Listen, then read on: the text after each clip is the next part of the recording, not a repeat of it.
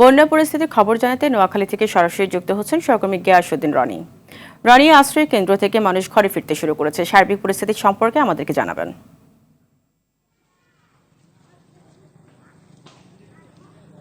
ফারিয়া, আপনি যেমনটি জানাচ্ছিলেন, নোয়াখালীর আশ্রয়ন কেন্দ্রে মানুষের সংখ্যা কিন্তু কমছে, তবে বানবাসী যে মানুষ পানিবন্দী রয়েছে তাদের সংখ্যা কিন্তু তেমন উল্লেখযোগ্যভাবে কমেনি।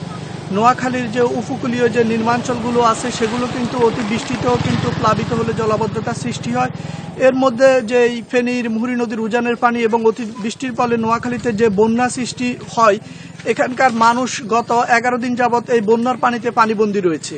আমি স্থানীয় বাসিন্দাদের সাথে কথা বলেছি, তারা জানিয়েছে যে এই বন্যার পানি যদি নিষ্কাশিত হওয়ার কোনো ব্যবস্থা না রাখা হয় তাহলে কিন্তু ভবিষ্যতে নোয়াখালী মানুষ আরও বেশি দুর্ভোগ পাবে বলে তারা শঙ্কায় রয়েছে।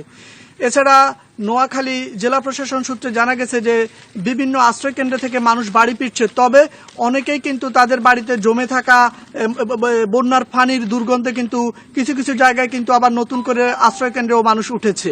এছাড়া মানুষ কিন্তু বন্যার পানি কমতে শুরু করলেও মানুষের কিন্তু দুর্ভোগ কমে নাই।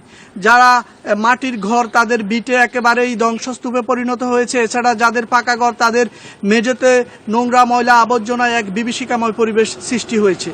তবে স্থানীয়দের মাঝে একটাই দাবি, তারা বর্তমান সরকারের কাছে দাবি জানিয়েছে যে নোয়াখালীর এই মানুষ বন্যার সাথে ততটা পরিচিত নয়, তারা এই বন্যায় দীর্ঘদিন পানিবন্দী হয়ে নাকাল হয়ে আছে।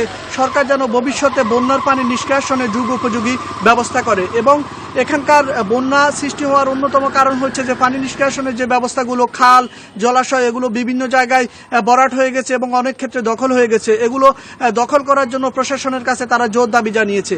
পারিয়ে ছিল নোয়াখালীর বন্যা পরিস্থিতি নিয়ে আমার কাছে সর্বশেষ। আপনাকে ধন্যবাদ।